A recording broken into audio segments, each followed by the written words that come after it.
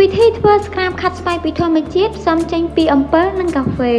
សួស្តីអ្នកទាំងអស់គ្នាជួបគ្នាម្ដងទៀតហើយជាមួយនឹង Healthy DIY ចែករំលែករកកន្លឹះថែរក្សាសុខភាពនិងសម្រស់បែបធម្មជាតិវីដេអូមួយនេះយើងនឹងបង្ហាញអ្នកអំពីវិធីធ្វើស្ក្រាបខាត់ស្បែកពីធម្មជាតិ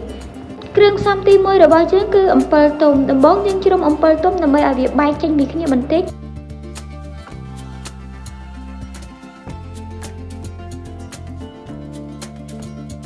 បន្តមកទៀតសូមដាក់គ្រឿងផ្សំទី2ចូលដែលជាទឹកដោះគោឆៅចំពោះទឹកដោះគោឆៅស្រស់នេះដែរគឺយើងប្រើចំនួន1កំប៉ុងប៉ុន្តែយើងចាក់វាម្ដងបន្តិចកូរជ្រុំជាមួយនឹងអំពិលរហូតទាល់តែអស់ដើម្បីឲ្យសាច់អំពិលនិងទឹកដោះគោជ្រាបចូលគ្នាបានល្អ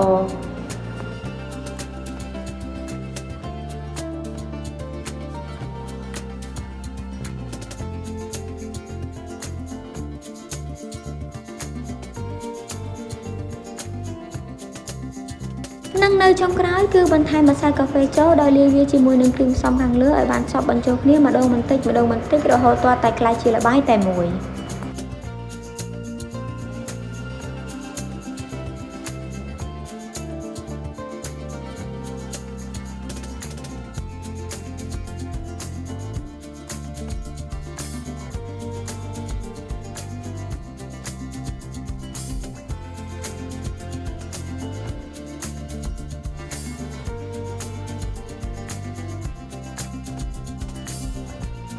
បន្ទាប់ពីលាយគ្រឿងផ្សំទាំងអស់ចូលគ្នារួចហើយសូមលាបល្បាយមួយនេះលើរាងកាយរបស់លោកអ្នកក្រោយពីងូតទឹកស្អាត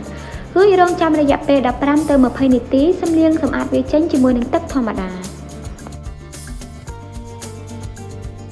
សូមអនុវត្តវារៀងរាល់សប្តាហ៍ស្ក្រាបធម្មជាតិមួយនេះមានប្រសិទ្ធភាពក្នុងការកម្ចាត់មុនលើស្បែកនិងបំបាត់ស្នាមជួយធ្វើឲ្យស្បែកស្រស់ថ្លារលោងនិងភ្លឺថ្លាដោយជំរុញកោសិកាចាស់ៗដែលងាប់និងជំរុញការបង្កើតឡើងវិញនៃកោសិកាថ្មីអំពិលមានផ្ទុកនូវអាស៊ីតអាហ្វាហៃដ្រូស៊ីដែលមានលក្ខណៈសម្បត្តិធ្វើឲ្យស្បែកភ្លឺថ្លា